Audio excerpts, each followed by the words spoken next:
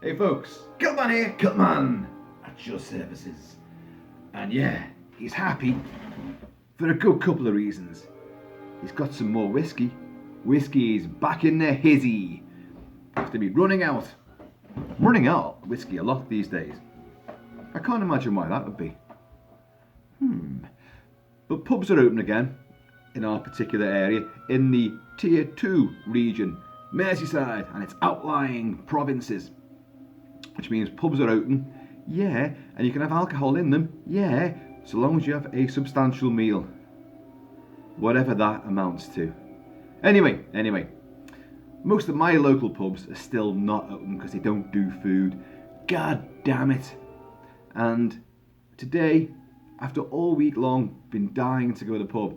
The last couple of days I've not been able to because I've been working too damn hard, and then other things have just cropped up and I've not gone round. In the case of yesterday, when I was really dying to go to the pub because it was Friday, it was a Freedom Friday, I thought, fuck it, I'm going out. I'm going to pub it. There's only one pub round here that is actually open. Not a pub I really want to go to, but hey, beggars can't be choosers now, can they? So I thought, I'll do it. But I've been working so hard and for so long yesterday that I was utterly ravenous. So I had a great big bacon butty, and then I took the dog out.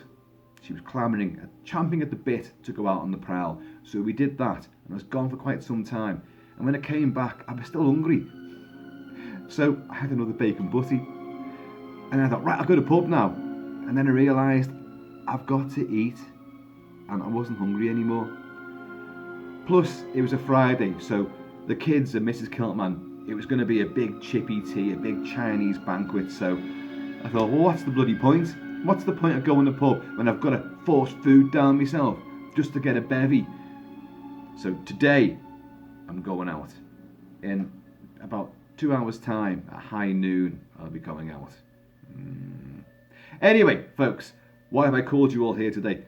Not to discuss, the ins and outs of my alcoholism and my hungry belly. No. We've got another package to open. Yes! And it's from Steve 007 Smith. Yes! You know him, you love him. You know the little game that we play. He'll tell me that something's on the way, and he'll give me like a little cluesy as to what it could be. And his cluesy this time was a oldish horror film, and he said 60s, regarded as a classic, though not by him, in brackets, not his classic. And the big giveaway to me was that it starred someone who has appeared in 3 James Bond movies. Now, obviously, we're going to rule out Roger Moore and Sean Connery and Pierce Brosnan and the other guy, Daniel Craig, and the likes of M and Q. Although I think Q does appear in this particular film. So. And he said, don't go Googling it. I didn't. And I didn't because I'm not going to peek inside these boxes and I'm not going to Google these clues because I want to work it out myself. This has become like quite an ongoing game now. Can I work out the clues? Can he get one over on me?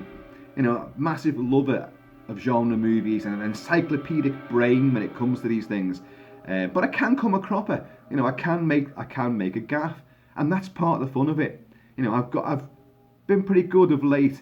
The last few that he said, I think I've got them, and I think I've got this one. In fact, as I say, that clue about James Bond, it immediately kicked off something because I think that the film that this whatever's in here centres around is something that I've reviewed and discussed at length. So it's a film I know very well, but also. That little clue, I remember reviewing. I could be wrong, of course, and this is the fun element. If what is in there is what I'm thinking of, I reviewed this particular film not only on this channel, but for AV Forums many full moons ago, as a hardcore film reviewer. And whenever you're writing film reviews down, it's always handy to get your little facts and figures together. When you mention a certain performer, actor, who also appeared in And it's something that I hadn't realised at the time, that this particular actor had appeared in 3 James Bond movies. And I thought it was great at the time, because not only is this particular person in this movie and in 3 Bond movies, but Desmond Llewellyn, who plays Q in the Bond movies, also is in this movie, I hope. In an uncredited sort of little cameo appearance, playing a footman. I could be wrong. I could really be wrong. But he said it's a 60s horror movie. Oldish, 60s question mark, I think he put down. And so, I mean, but where's it from? Is it American? Is it British? Well, immediately I thought British, and I thought of one particular studio well known for its horror output.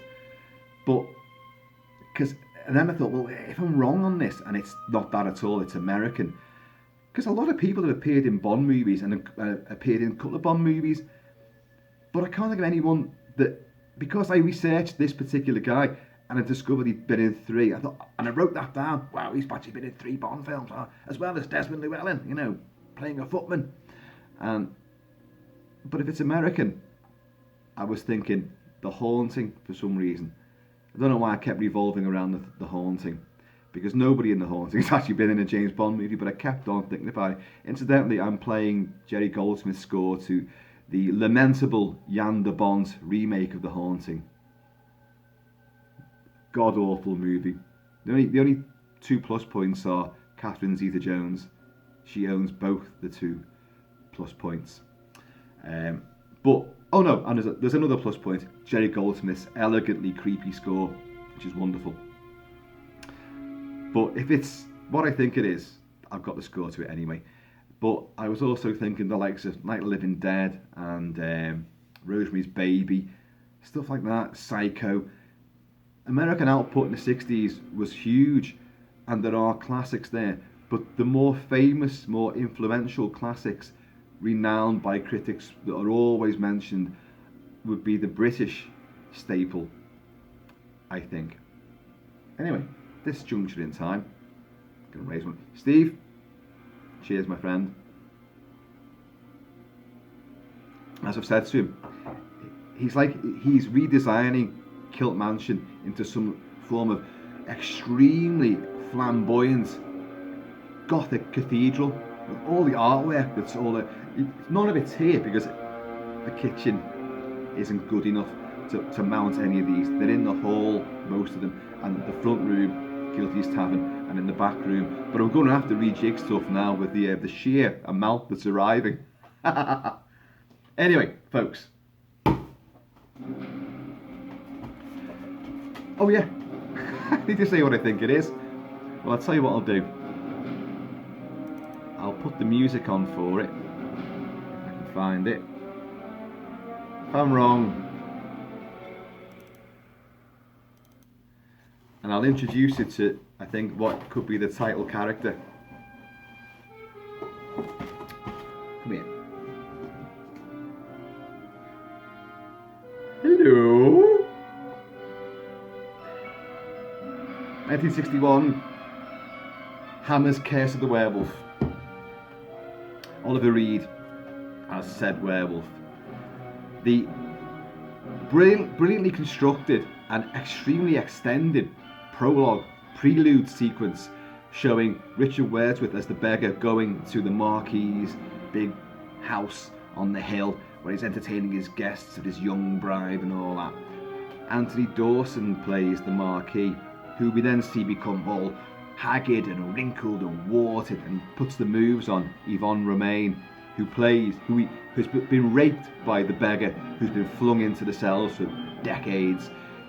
He rapes her, he dies of exhaustion afterwards.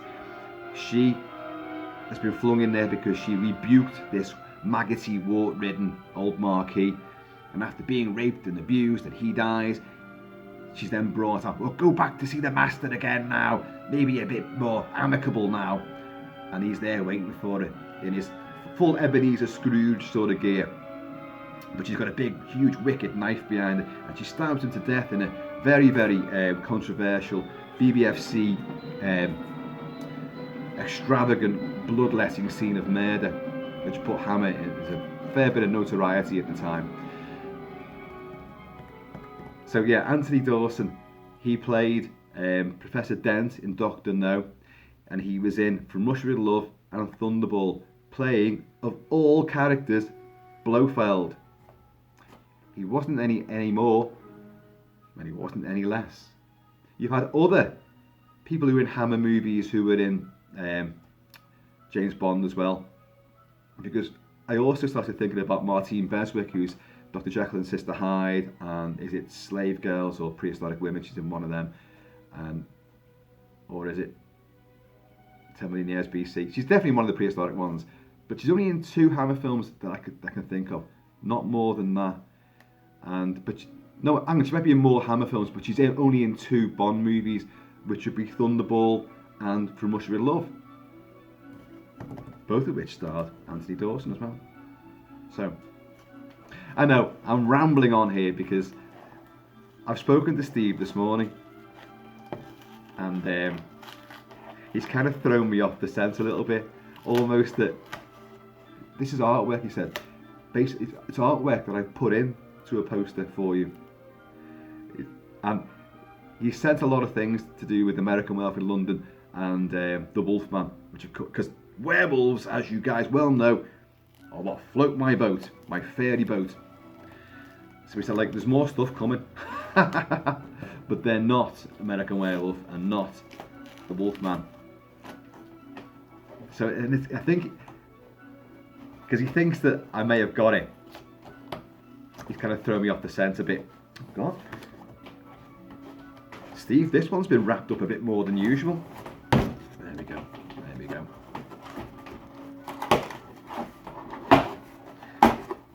I know these things so well now that they're on a backing board, and they're always sealed facing away. You can't see what the canvas art is until you rip through the cellophane and you raise it aloft. And in this case, I'm really thinking now I've completely got the wrong thing. Let's drink up, hey, Ollie. Oh, you already have. Oliver Reed has drunk my entirely new full bottle of whiskey. That's all I've got left.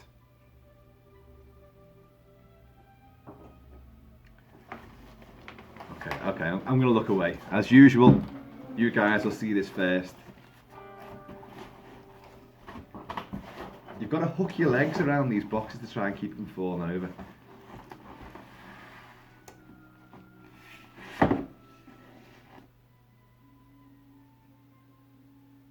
And weirdly, I can't even see through it.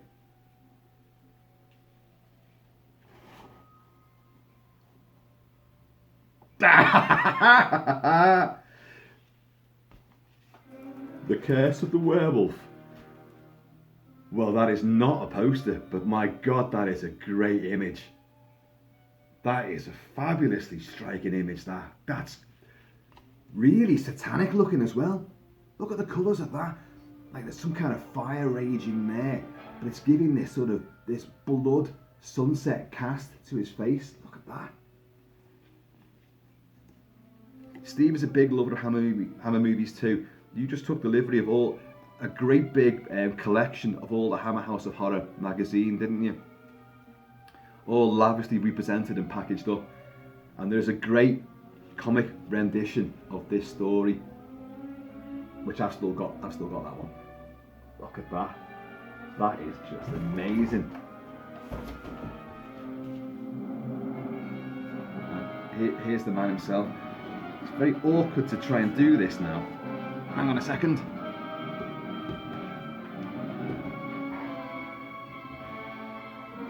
There's the fabulous Tots Trick or Treat Studios mask rendition of the incredible Roy Ashton makeup for Oliver Reed. You can see now that however good that mask is, it really doesn't quite capture the essence. As I said before, on the profile it looks more like Oliver Reed than face on. A great mask, but there's the real McCoy.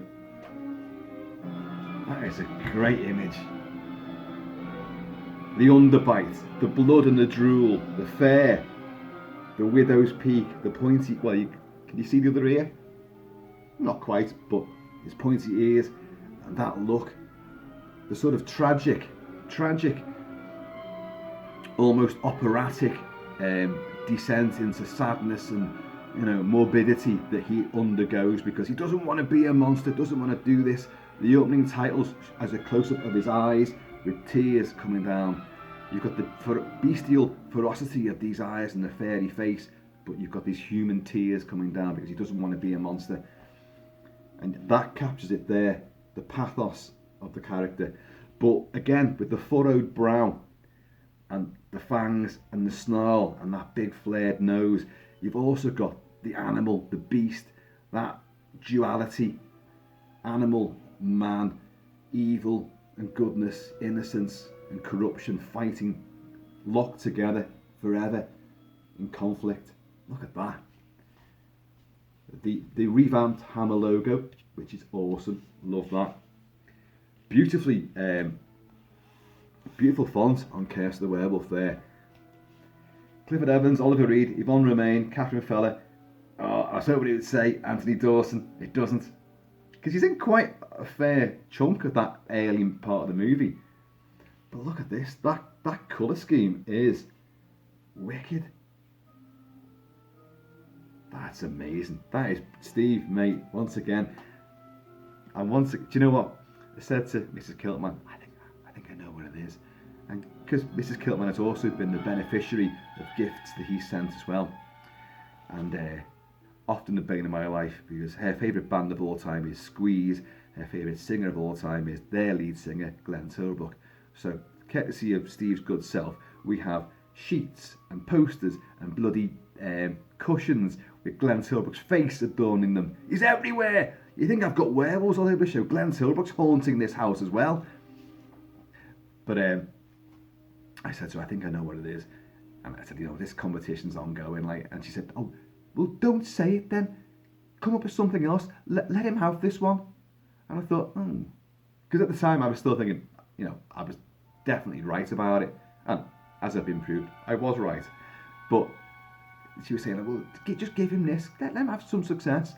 And I was like, well, but that's part of the game. I've got to try. Can I relent? And I thought, no, I can't. It's my integrity here as well. It's my knowledge of these movies, which is at stake. And I love the way you tried to throw me off this morning, like kind of like alluding to American Werewolf and the Wolfman, as if I'm done with all the wolfy type things. And I was thinking, shit, I've got this wrong, haven't I? There you go. Look at that. Isn't that one fabulous image? So rich. In a way, and I hope you don't mind me saying this, in a way, it's very anti-Hammer, the way that's depicted with that colour scheme. Hammer was very gaudy, very flamboyant, very bright and vivid, and bold. That is hyper stylized with this burning sort of heat on one side of it and this smoky sort of weird background, this backdrop, which is it's almost like an entire village has been razed to the ground and day has been turned into night because of all the embers and the smoke which obscures everything. So it's given it a very hellish sort of depiction there with him, presiding over it all. It's wonderful, absolutely wonderful. As usual with these artworks, these canvas art, they sort of stand out and you can't take your eyes off them. You really can't. That has captured so much of what you see in the movie, despite being this highly stylized interpretation. The face, the pain, the anguish, and the ferocity, the bestial quality to it, it's all captured there. The savagery with the blood, he's just chomped on somebody. It's fabulous. And there's a little tiny, hint of those lovely, big, billowy, gothic white shirts. I love them so much. We've got Benjamin Frankel's score playing now. That's fantastic, mate. Look at that. I was right again. And just as a little side note on Curse of the Werewolf, because I've watched it, as I said to you, there's another reason why I probably thought it was well, because that mask only recently came out. I've covered that mask and the film a couple of times, so I've seen the film only recently a few times. And during one of those viewings, my daughter, Kilt daughter, 13 years old, and full of wisdom. Actually, she is a lot wiser than her years. And we were watching the sequence where Yvonne Romain as his mother, who in all the publicity artwork, he's normally lifting her or threatening her, strangling her, going to put a bite on her. In the film, the two of them never even meet. She dies giving birth to him. Plus, it's his mother, so why would he attack her? But anyway, because she's gorgeous, and his striking makeup, it made for a perfect poster. And but when she's going into labour, and we know she's going to die, it's part of the story, and she's been taken in by the friendly couple who become the uncle and the aunt to little Leon that she gives birth to, Wolfman. And she's obviously struggling with this, and this little nursey type character comes in, but she's got a little monkey's paw which she puts on the pillow, some other bone on the other pillow, and she's got all kind of like a witchcraft sort of old world shrubberies and incense, and she's wafting all these things round and making symbols on her. And Kilt daughter said, well, isn't that the reason why he becomes a werewolf? I thought, well, shit, yeah, that could well be it, because no one ever mentions all that kind of stuff. Yeah, oh, he's born on Christmas Day, he's an unwanted child, he's the product of a rape. Well, the beggar isn't a werewolf. Richard Wordsworth is not a werewolf. I mean, we often say that he is. He gets flung into the Marquis dungeons, and he languishes there for, well, obviously over a decade for certain, and gets hairier and hairier and more bestial. But the thing is, he's not initially a werewolf that we know of, and he rapes Yvonne Romain, dying in the process. She survives and gives birth to his progeny. So you're going back on old European superstition there, that an unwanted child, the child of a rape, and a child born on Christmas Day, well, it's all bad things. Only bad things can happen. Yeah, but how come you've got this supposedly good nurse putting monkeys' feet and bones and all voodoo-like stuff going on, just at the cusp of his arrival into the world? How can you? That has got to play a part in it. It's just another angle. But I love the way that my daughter picked up on it. I thought, well, hang on a minute, that's witchcraft and voodoo there. Surely that's why he's a werewolf. And I went, you've completely reshaped this film for me. There you go, folks. Look at that. Beautiful, isn't it? It's freezing cold today. Hence why you're seeing me in jumpers and jerseys and sweatshirts lately. This place is huge, and no matter how many of these I put on the walls, they're not insulating them at all. So icy draft is billowing through here. But weirdly enough, with the way that heat is depicted there, these fingers feel warm on that side. Ollie, the world needs another Oliver Reed, doesn't it? Well, I'm doing my bit. Steve, Sarah, hate to say it, mate, but I've sussed it again. You need to really rein back in on the clues. And the thing is, some people might not have got that at all without having to resort to Google or IMDb or something like that. But I know me films, and you've been getting a lot of Hammer stuff lately, the Hammer magazines, and I've been discussing Hammer a lot. We're both massive Bond fans as well, so these things are obviously going round in our minds, and we obviously think alike. So I've got a real terrible feeling now that whatever comes next, I haven't got a hope in hell. of getting. But the beauty of it is, and the joy of it is the clues, and then trying to work it out.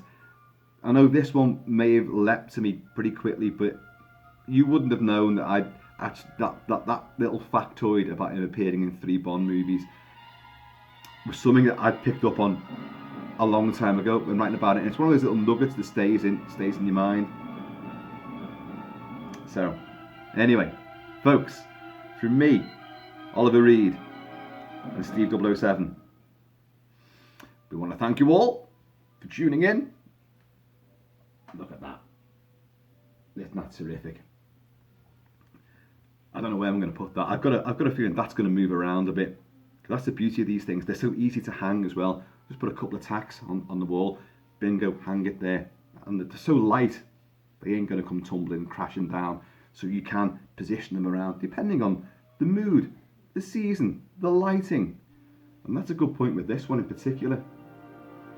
This could look different in different settings. Gonna have to play around with this one. Steve, mate, thanks so much. Really do appreciate it. So, folks, please keep it kilted, keep it Celtic. Be happy, be healthy, be safe.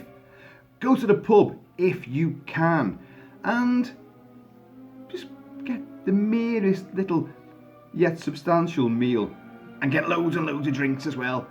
And just take your time, a little nibble, 1 pint, little nibble, another pint. Hey, stay there all day. Guys, I have been and always shall be Kilt-Man. So, I'm going to see you all later. But Uncle, I tried to kiss the squirrel back to life, but it was dead, and the blood got on my lips, and it was sweet, and I just wanted to taste the blood some more. Is there something wrong with me, Uncle? No. You'll be just fine.